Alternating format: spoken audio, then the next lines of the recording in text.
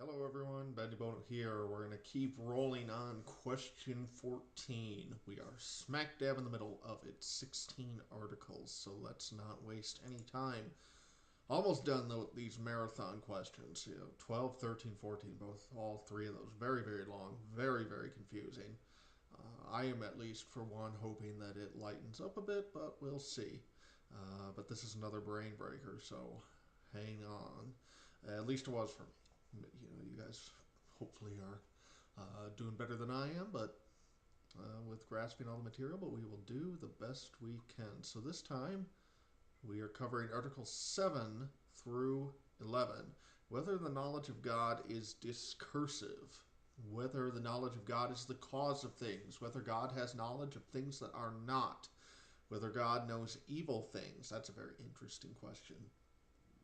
And whether God knows singular things.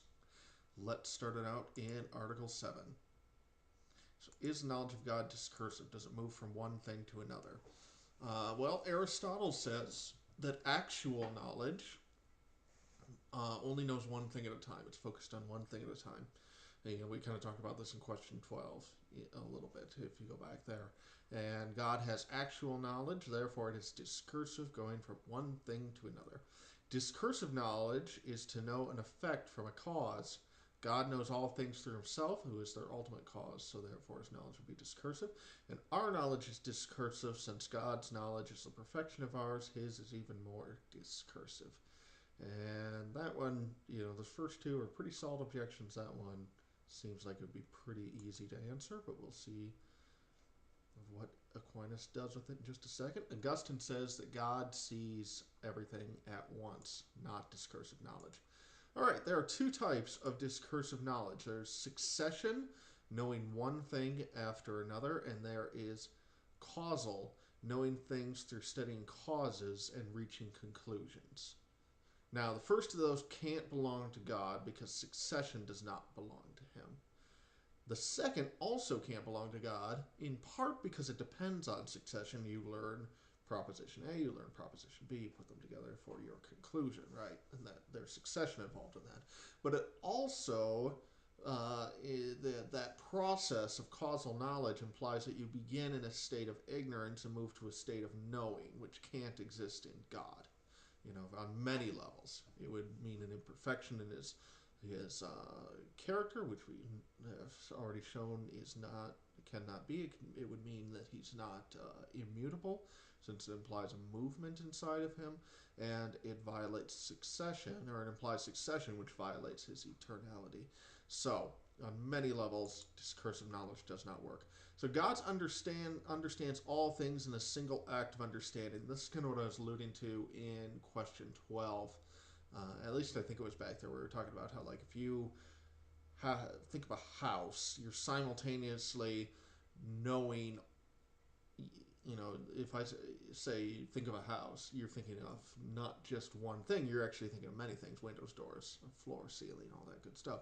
In the same way, that is how God knows all things simultaneously, without violating the principle Aristotle lays out about knowledge. God doesn't know by causes, things by causes, but in their ultimate cause. And this is different than what objection 2 is describing. I didn't quite understand how, but I went with it. And then God sees effects in causes, but not in a way that creates new knowledge in him. So, similar to how we would understand, discursive knowledge, but it is a perfection that removes the creation of knowledge in the way that our discursive knowledge is for us. All right, Article 8, whether the knowledge of God is the cause of things. Origen says God does not cause the future by knowing it. God's knowledge is eternal. If it caused anything, that thing would inherit his eternalness. And Aristotle says that the thing known is prior to the knowledge of it. Therefore, knowledge cannot be the cause of anything. But Augustine says, because God knows us, we are. All right? So how do we do this?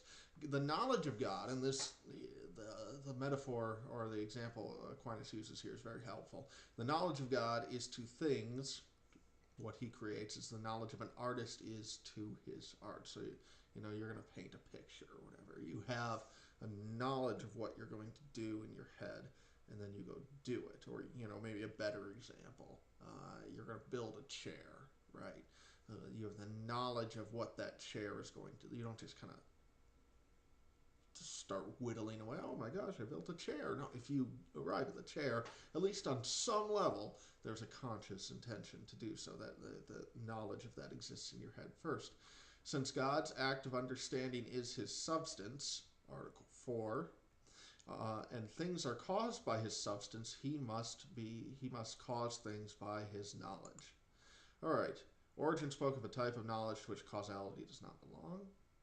Things are caused by God's knowledge as they are in his knowledge. God did not know things as eternal, therefore they were not created as eternal, which is just like, if you have in your mind the knowledge of a green chair, the fact that you're not green doesn't mean the chair can't be green. So it's kind of a odd objection, and one that's fairly easily answered. And Aristotle, speaking of our knowledge of natural things, which is after the things themselves, God's knowledge as the creator is prior to them, just as an artist's knowledge is prior to the art, and the knowledge of those who benefit from the art is after the art. So again, use the example of the chair. Let's say I make this, and I know exactly how I want it to be, and not just a general chair, a very specific idea. So step 1 is my knowledge. Step 2 is the thing itself. And then step 3 is your knowledge, where you see the thing itself. So your knowledge comes after the thing because you are not the creator, okay? My knowledge comes prior as the artist, and the same it is for God, okay? All right, does God have knowledge of things that are not? We'll see. God's knowledges of true things, true and being, are convertible terms. Knowledge requires likeness. Similar to how we talked about how being and goodness are convertible terms back in earlier questions. Knowledge requires likeness between knower and thing known. Since God is absolute being, there can be no likeness between him and things that are not. And God's knowledge is the cause of things, and things that are not have no cause. But Romans 4:17 seems to say that God has knowledge of things that are not.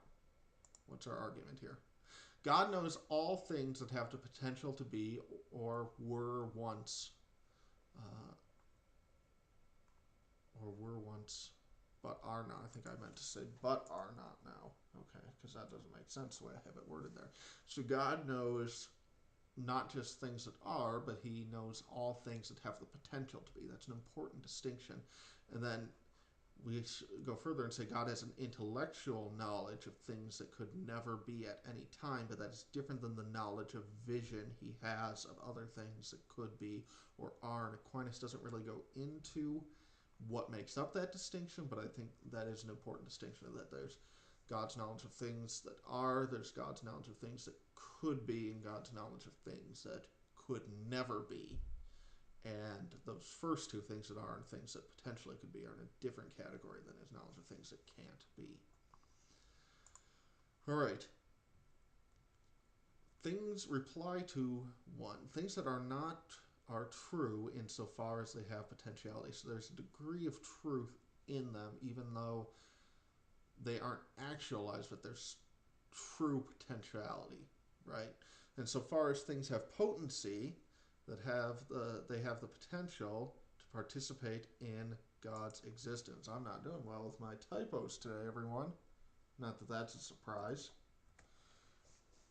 They have the potential to participate in God's existence, and this signifies a likeness between him and them. Then finally, the knowledge of God joined to his will is the cause of things, not merely his knowledge. Okay? So God does have a knowledge of things that are not, and especially a knowledge of things that are not, but could be or once were. All right, but does God know evil things?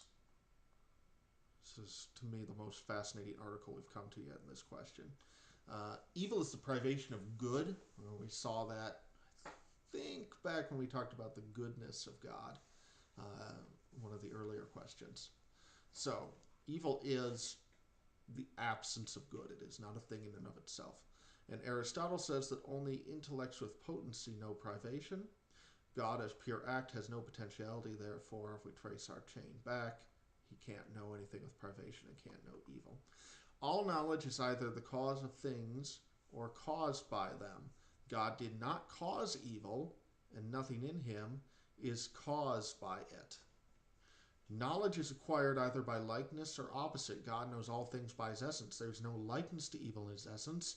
And Augustine says there is nothing opposite or contrary in his essence. God's knowledge is a perfect knowledge. To have perfect knowledge of something, it must be known through itself. God cannot know evil this way, or it would mean that there is evil in him. But Proverbs 15:11 is going to say hell and destruction are before God. He knows evil things. Okay. To have perfect knowledge of things is to know all a thing is in substance and accident. Evil can be accidental to things.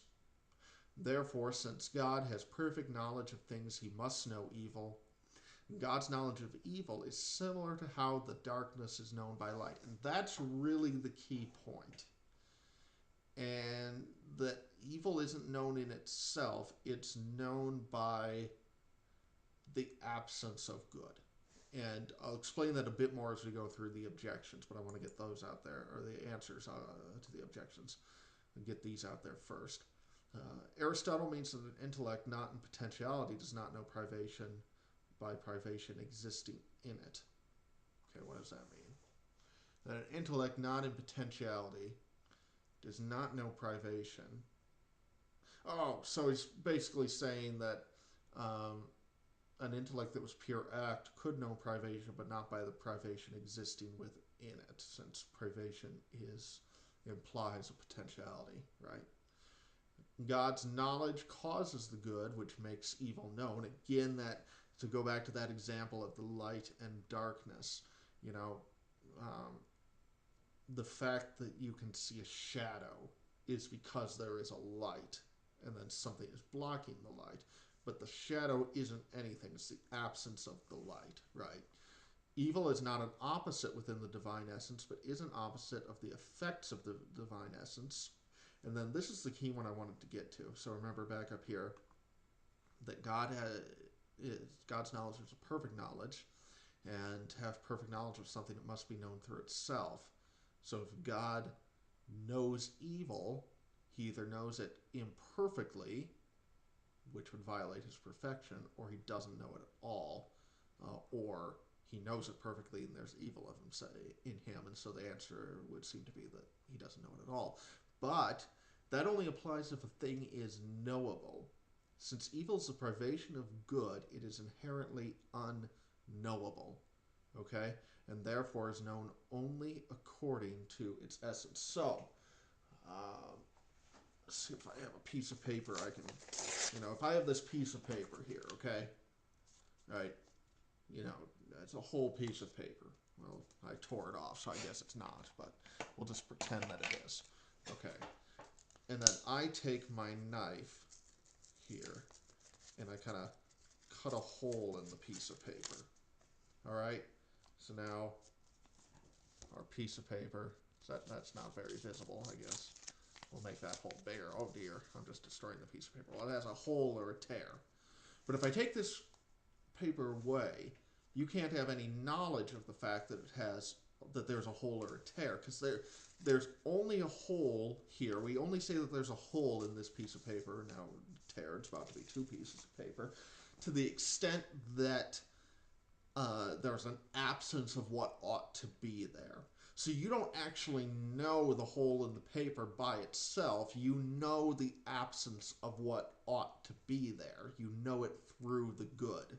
That's a very crucial difference. So to me, that view of evil is absolutely fascinating as we circle back on it again and again. All right. One more. Whether God, for today anyway, we got 5 more for next time. Whether God knows singular things. And this was the one that got me good and confused. But I feel like we did pretty good for those first 4 articles today, so having one confusing one, not that big of a deal. Aristotle says that reason deals with universals and sense of singulars, therefore God's knowledge does not consist of singular things, since he doesn't have, material senses. We know singular things when they are not abstracted from material conditions. Why? Because matter singularizes things. I don't know if singularizes is a word, but we'll go with it. Matter is what gives accident to things and allows things to be different and singular, individual within a single form. We talked about that.